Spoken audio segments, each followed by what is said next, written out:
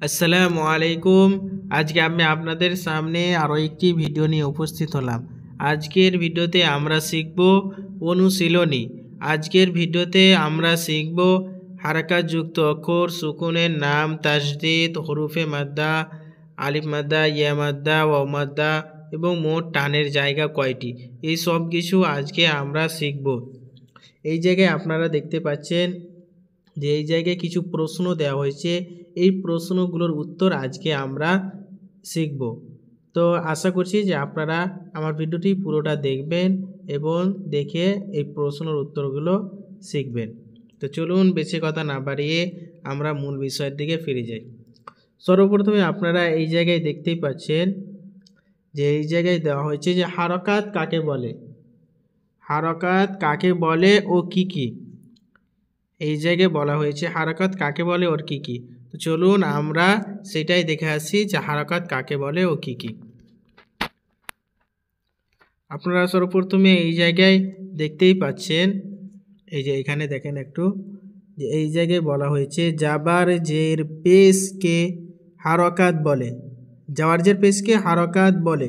হারকাত কি কি? হারকাত হচ্ছে একটি হচ্ছে জাবার, একটি হচ্ছে জের, একটি হচ্ছে পেশ। এই তিনটি জাবারজের পেশকে হারকাত বলে। এর নাম হচ্ছে হারাকাত, আর এই অক্ষরকে হারাকাত বলে। আর এই জায়গায় দেখেন যে টান দেওয়া নিষেধ। এই জায়গায় আপনারা ভালো করে দেখেন যে টান দেওয়া নিষেধ, মানে এখানে বলা হয়েছে যে হারাকাতযুক্ত অক্ষরকে তাড়াতাড়ি পড়তে হবে এবং হারাকাতযুক্ত অক্ষরকে টান দেওয়া নিষেধ। তো আশা করছি যে আপনারা প্রথম প্রশ্নটি পেয়ে গেছেন। এবার আমরা দেখি দ্বিতীয় প্রশ্নটি। আপনারা এই জায়গায় দেখেন দ্বিতীয় প্রশ্নতেও সেই রকমভাবেই দেওয়া হয়েছে সুকুনের নাম কয়টি ও কি কি। তো চলুন আমরা সেটাও দেখে আসি। তো আপনারা এই জায়গায় দেখেন, এই যে প্রথমে দেখেন এই জায়গাতে বলা হয়েছে সুকুন বা জজমের নাম দুইটি। সুকুন বা জজমের নাম হচ্ছে দুইটি, একটি হচ্ছে সুকুন, একটি হচ্ছে জজম।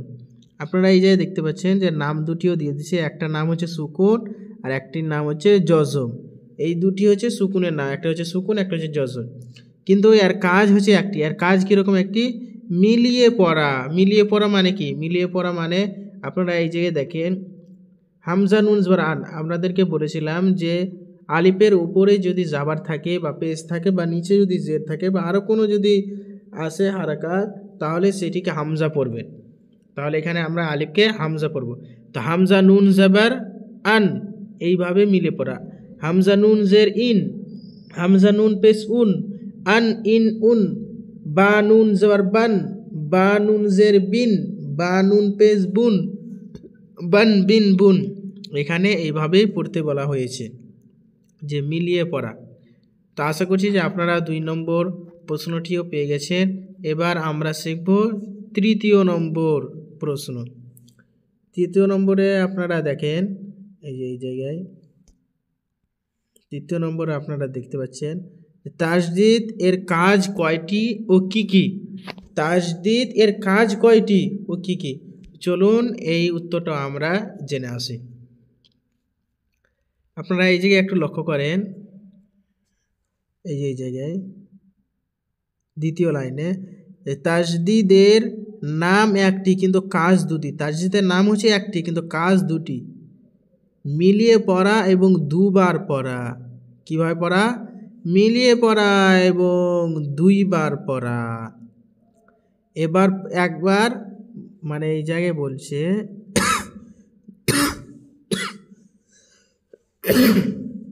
যে প্রথমবার পূর্বের অক্ষরের সাথে মিলিয়ে পড়া, আর একবার নিজের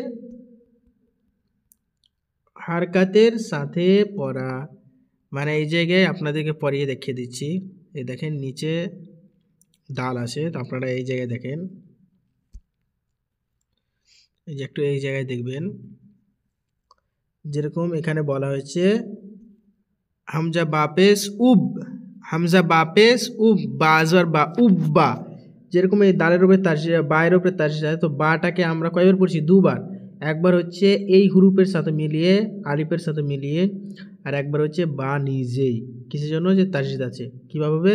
হামজা বা পেশ উব, হামজা বা পেশ উব, বা জবর বা, উব্বা। তারপরে এই জায়গায় দেখেন, এক জায়গায় দেখাচ্ছি, এই যে এই জায়গায় সিন বা জবর সাব, সিন বা জবর সাব, সিনটাকে বায়ের সাথে মিলিয়ে পড়বো। তারপরে দেখেন বা জবর বা, সিন বা জবর সাব, বা জবর বা, হা জবর হা, সাব বা হা, সিন বা জবর সাব, বা জবর বা, হা জবর হা, সাব বা হা। তো আশা করছি যে আপনারা বুঝতে পেরেছেন। ওই দেখেন এখানে পুরো উত্তরটি লেখা হয়েছে।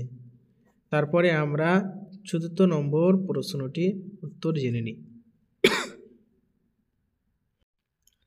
৪ নম্বর প্রশ্নটি দেখেন, যে ৪ নম্বর প্রশ্নতে এই জায়গায় লেখা হয়েছে হুরুফে মাদ্দা কয়টি? হুরুফে মাদ্দা কয়টি ও কী কী? কী লেখা হয়েছে? হুরুফে মাদ্দা কয়টি ও কী কী? চলুন আমরা সেটাও দেখে আসি। সর্বপ্রথমে দেখেন এই যে এই জায়গায়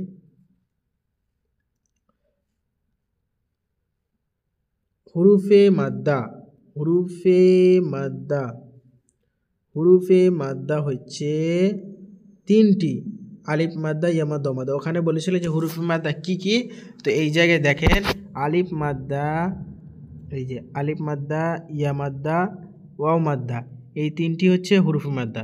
তো আপনাদেরকে আরও একটি জিনিস দেখিয়ে দিচ্ছি, যে আপনারা এই জায়গায় লক্ষ্য করেন, এই জায়গাগুলোতে, যে এই জায়গাগুলোতে লেখা হয়েছে আলিফের ডান দিকে, মানে আলিফ মাদ্দা, ইয়া মাদ্দা, ও মাদ্দাকে কীভাবে পড়িতে হয়। আর তারপরে এই জায়গায়ও দেখানো হয়েছে নিচের লাইনগুলোতে যে মাদ্দায় কিভাবে টান দিয়ে পড়তে হয়। আর খারাজ জবর খারিজের, এই জায়গায় দেখেন খারাজ জবর খারিজের উল্টা পেশের ব্যাপারেও এই জায়গায় লেখা হয়েছে। তো আমরা এটা একবার পড়ে নেব, তাহলে আমরা অনেক কিছু বুঝতে পারবো। তো আশা করছি যে আপনারা 4 নম্বর প্রশ্নটিও পেয়ে গেছেন। এবার আমরা দেখি 5 নম্বর প্রশ্ন।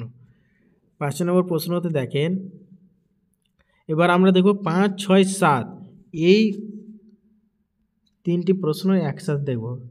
দেখেন 5 নম্বর প্রশ্নতে বলা হয়েছে আলিফ মাদ্দা কাকে বলে। 5 নম্বর প্রশ্নতে আলিফ মাদ্দা কাকে বলে, 6 নম্বর প্রশ্নতে ইয়া মাদ্দা কাকে বলে, এবং 7 নম্বর প্রশ্নতে ওয়াও মাদ্দা কাকে বলে। তো চলুন আমরা সেটা দেখে আসি। আপনাদেরকে এর আগে বললাম যে এখানে লক্ষ্য করে দেখতে, যে এই দেখেন এই জায়গায় যে আছে আলিফের ডান দিকে জাবার থাকলে তাকে আলিফ মাদ্দা বলে। আলিফের ডান দিকে, আলিফের ডান দিকে যদি জাবার থাকে তাহলে আলিফ মাদ্দা বলে। তারপরে দেখেন ইয়া সাকিনের ডান দিকে জের থাকলে ইয়া মাদ্দা বলে।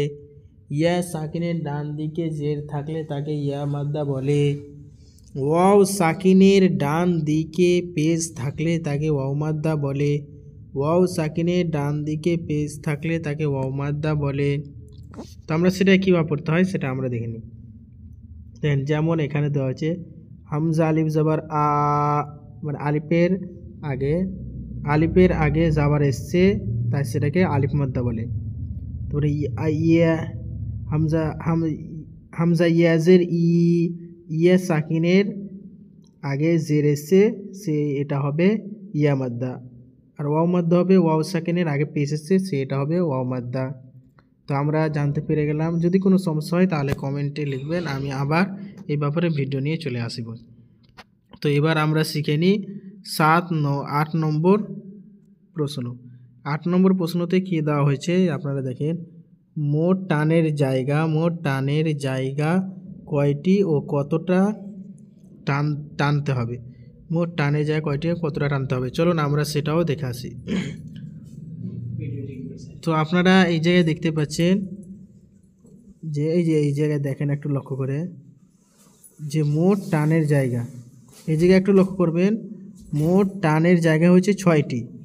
মোট টানের জায়গা হচ্ছে 6টি, আর প্রত্যেকটি টানের জায়গাকে 1 আলিফ পরিমাণ টান দিয়ে পড়িতে হয়। কয়ালি পরিমাণ টান দিয়ে পড়তে হয়, একালি পরিমাণ টান দিয়ে পড়তে হয়।